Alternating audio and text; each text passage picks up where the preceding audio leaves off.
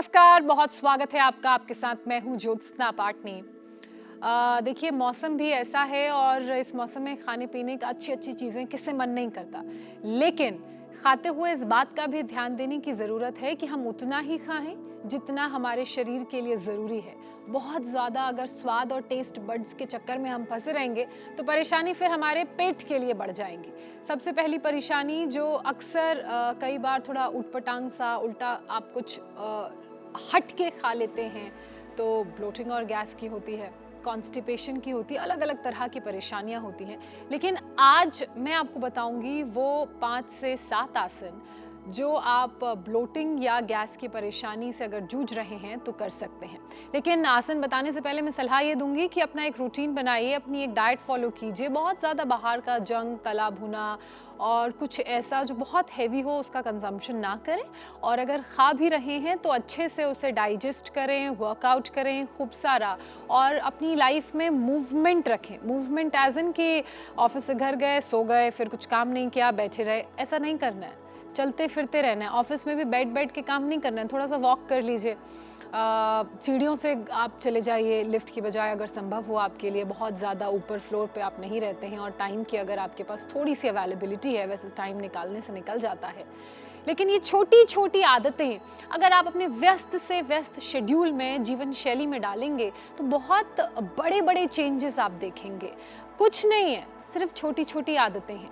सबसे पहले तो आपने अपनी ईटिंग हैबिट ठीक करनी है। अपनी जो आहार वाली, डाइट वाली थाली है उसको मॉनिटर करना है कि क्या खा रहे हैं, क्या नहीं खा रहे हैं, क्या अच्छा है, क्या अच्छा नहीं है, किस चीज़ को खाने से ब्लोटिंग होती है, किस चीज़ को खाने से आपका स्टमक लाइट रिलैक्स्ड फील करता है। अगर आज आपका दिन बहुत ज़्यादा फिजिकली एग्जॉस्टिंग है तो आप अपना कैलोरी का कंजम्पशन बढ़ा सकते हैं। अगर बहुत ज़्यादा फिजिकली एग्जॉस्टिंग आपका दिन नहीं है तो थोड़ा सा कम भी खाएंगे तो चलेगा।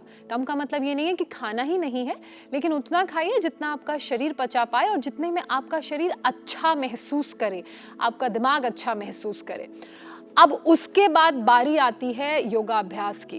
तो अगर कुछ ऐसा खा लिया जिससे आपको गैस या एसिडिटी की प्रॉब्लम हो गई, या कुछ एसिड रिफ्लक्सेस हो गए हैं, या ब्लोटिंग की प्रॉब्लम हो गई है, तो उसे दूर करने के लिए कौन कौन से योगाभ्यास करने हैं और रेगुलरली करने हैं, आज वो मैं आपको बताने वाली हूँ। तो 5 से 7 अभ्यास की एक पूरी सीरीज में आपको बताऊंगी। तो शुरुआत करते हैं। सबसे पहला आसन जो आपने करना है ब्लोटिंग और गैस की परेशानी को दूर करने के लिए, वो है पवन मुक्त आसन। नाम से ही पता चल रहा है जो आपके पेट की गैस है, जब आपके बेली पर, आपके स्टमक पर प्रेशर पड़ेगा तो जितनी गैस है, जो बड़े बड़े जो पार्टिकल्स फंस जाते हैं पेट में, उसके बाद जो इंटेस्टाइन के साइड में गैस बनती है और वो फंसी रह जाती है, उसको रिलीज करने के लिए ये आसन है। ये और वो सारे आसन जिनसे आपके स्टमक पर स्ट्रेच पड़े, जोर पड़े। एक तो है पवन मुक्त आसन, इसके अलावा side twisting, standing twisting, sitting twisting, twisting वाले भी ये आसन हैं जिनसे आप अपनी गैस के या ब्लोटिंग की समस्या को दूर कर सकते हैं, बशर्ते आपको रेगुलरली ये योगाभ्यास करने हैं। तो सबसे पहले आसन की शुरुआत करने के लिए आप जिस मैट में बैठे हैं उसकी लेंथ में आ जाइए ऐसे, और उसके बाद पीठ के बल आपको अपने मैट पर लेटना है, सेंटर ऑफ द मैट पे।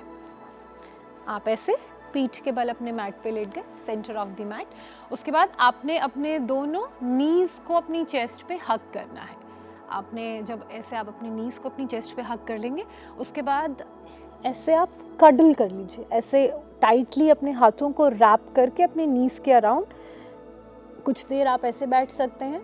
अगर स्ट्रेंथ, फ्लेक्सिबिलिटी का प्रॉब्लम नहीं है और डीप जाने में आप कंफर्टेबल हैं तो आप अपने नोज़ को या अपने फोरहेड को अपने नी से, घुटनों से टच कर सकते हैं ऐसा, या फिर और कंफर्टेबल है तो नी से, नी को फोरहेड से।